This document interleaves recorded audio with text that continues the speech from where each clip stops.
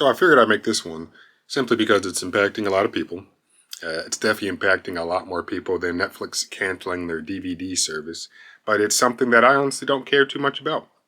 I have not had a paid Netflix streaming subscription in quite a few years, and even though I am, yes, using my brother's account, I really don't watch it too often.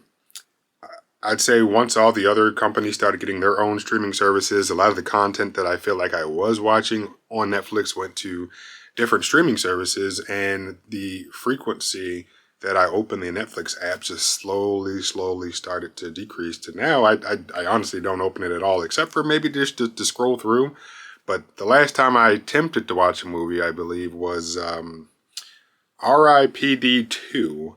I didn't finish it, but I think I was just bored enough to watch something, and I said, you know what? This is, something to watch. But as I said, and as you know already, Netflix is cracking down on password sharing. Obviously, they're trying to do whatever they can to squeeze as much money out of every customer possible.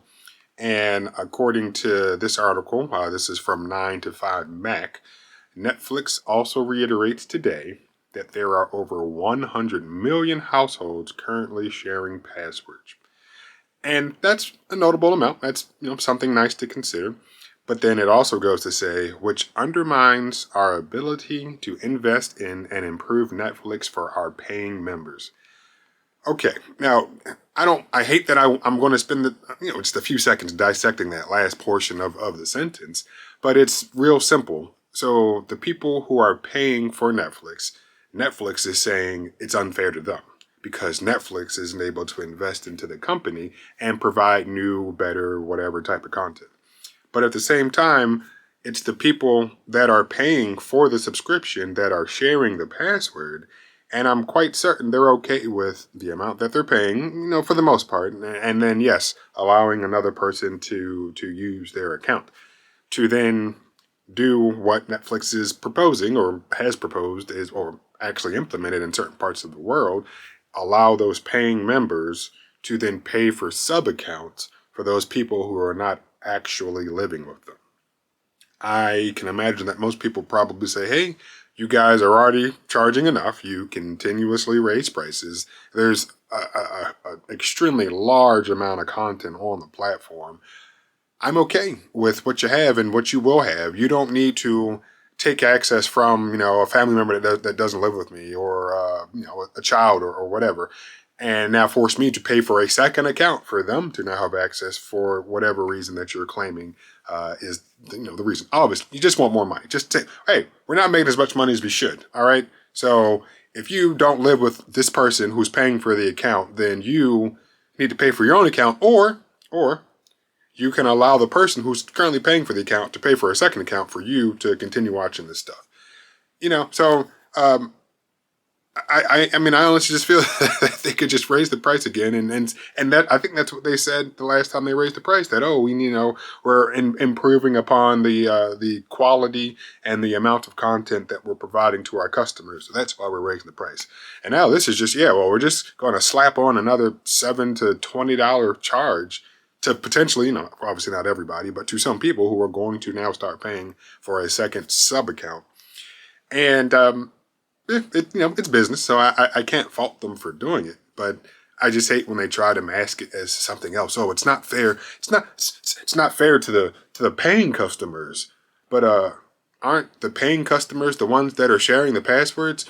It's still not fair to them. Okay, so just hey, we know what it is. All right, they just want to make more money. The billions of dollars that they made last year isn't enough, so they have to make $10 more billion this quarter than they did last quarter or this time last year. So that's all that it is. I guess the options that you have though are to pay the additional fee for the sub account, which some people are going to do that. You have the option to say, hey, I'm not going to pay for the sub account for you. So if you want, you can now go get your own Netflix subscription. And some people will, and some people will not. And that's pretty much it. So I think Netflix has already seen, probably an increase in some revenue in some parts of the world where they've actually started implementing this. But yeah, I will be deleting the Netflix app. If I log in and it says, hey, you haven't checked in, or whatever the splash screen is going to be to let me know that I have not checked in at the home location, I am going to just delete the app, and I'll be perfectly fine with that. As this is happening, I've been thinking like, well, Netflix is, doing something that all other streaming services are going to do. But then it really got me thinking, are other streaming services already doing this? So the main one, well, I'll say the first one that comes to mind for me is Apple. Apple ties your Apple TV Plus subscription, if you have one, to your Apple ID. And I don't know about you, but personally, I would not be sharing my Apple ID login with other people. I mean, even family members, friends, whoever. Like, no, because that is more than just a password to Apple TV Plus. That is a password to my entire Apple identity, and I would not be comfortable sharing that. So every user is a unique person, and in my opinion, I don't have the data that Apple has.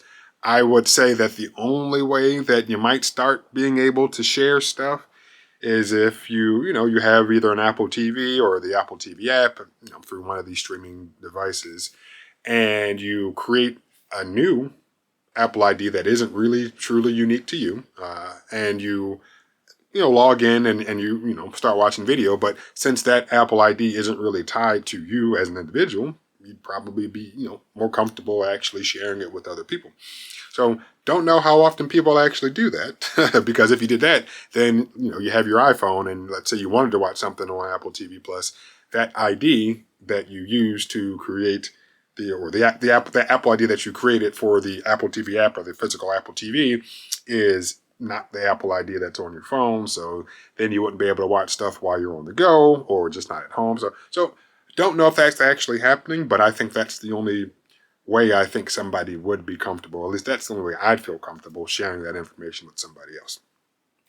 The other thing that I recently learned is that DirecTV Stream is also kind of natively cracking down on password sharing.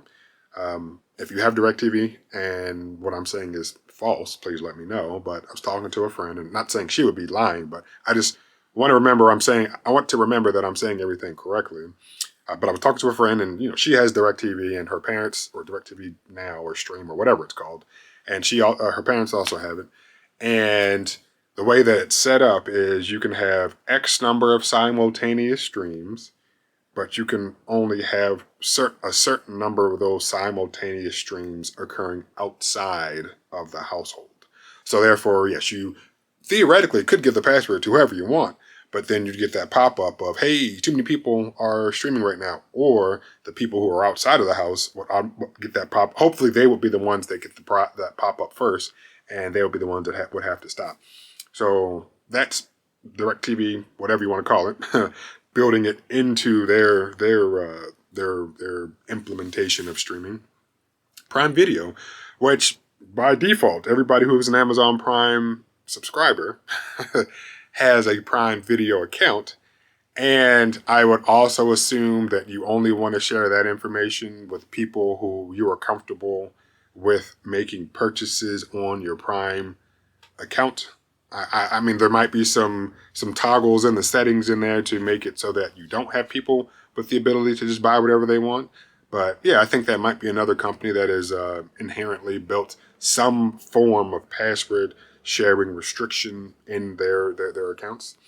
And since I don't have any other accounts besides from Hulu, which I was sharing with somebody, I honestly don't know. But it's inevitable. It was inevitable that at some point Netflix and all of these other companies were going to say, hey, we need to continue to maximize the amount of money that we're making out of each individual subscriber or each individual subscription, I will say. And yeah, password sharing was definitely cutting into that. So yeah, I don't think it's going to affect me too much, but I can imagine that it is going to affect a lot of people throughout the country and throughout the world. And if you happen to be one of those people, let me know. What are your thoughts and opinions on Netflix deciding to do this? Have you been affected already, or have you been affected with another streaming service's policy or implementation of a streaming service?